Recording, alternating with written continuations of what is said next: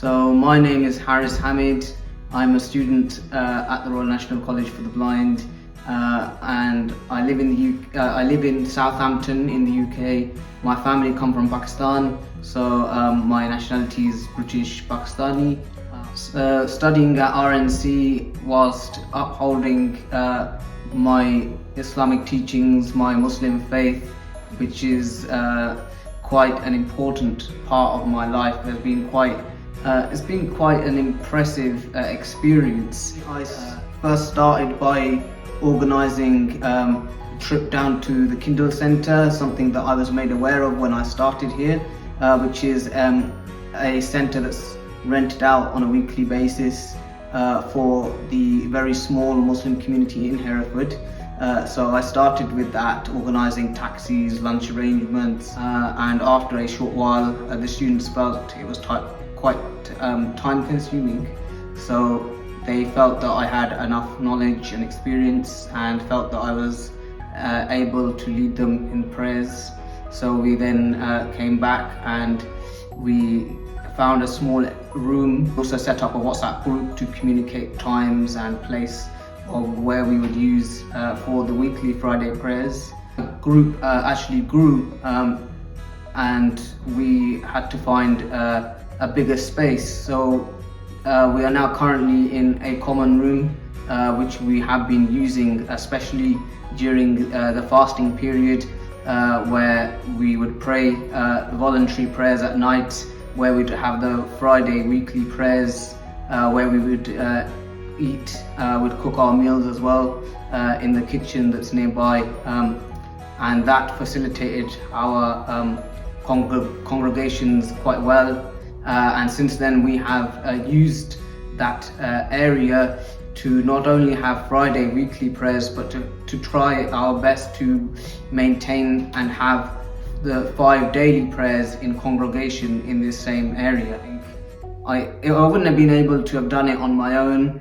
With the cooperation, with the communication, with the teamwork of the rest of the Muslim community here, with their help and support, I think we've achieved a massive amount. We've managed to come a long way from the beginning of the year.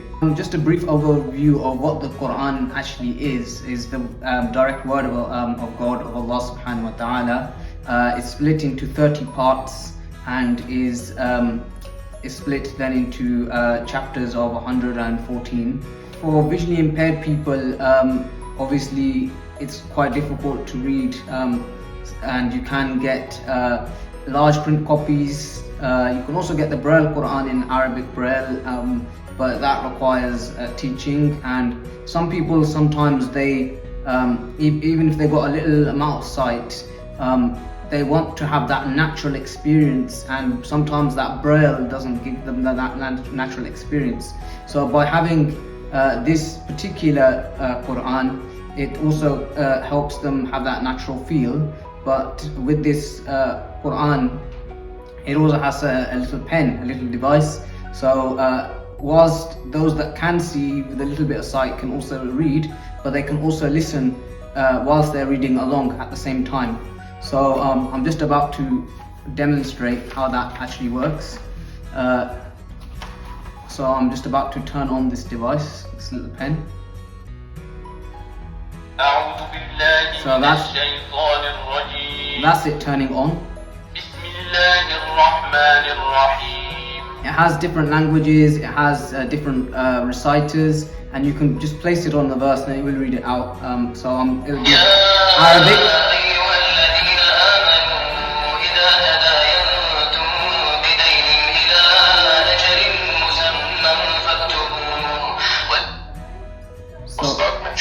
It has different reciters, so you can flick through different ways of recitation, different styles of recitation, and then we also have different languages. So we have commentary. English translation. So we have English translation. So if I place it. O ye who believe, when ye contract a debt for a fixed term, record it in writing. Let a scribe record it in writing between you in terms of equity. No scribe should refuse. So it can be used really by anyone, no matter what language you read in. You can translate it. Obviously, if you read Arabic, then it's no problem for you. You can translate it into English, into many different languages. So it's a very useful tool for us visually impaired people, especially myself, someone who is trying to memorize this particular Quran. So food at RNC, you can go in, like you can have different options. I mean, you can use the college bistro, or you can self-cater. And I went down a mixture of both. So there is a local butchers in Hereford that does halal meat. So it's pretty easy. You can get halal meat. You can purchase halal meat as and when you want to cook, as in when you need it. The bistro also quite good in they will tell you if any food isn't halal, and you can just ask them what is halal, and there's always a good variety, a good option for halal that they do in the college itself. Everyone that has taken part to help me organize it, everything that has happened this year, it wouldn't have been doable just on my own. It's been a team effort by everyone, the staff, the students.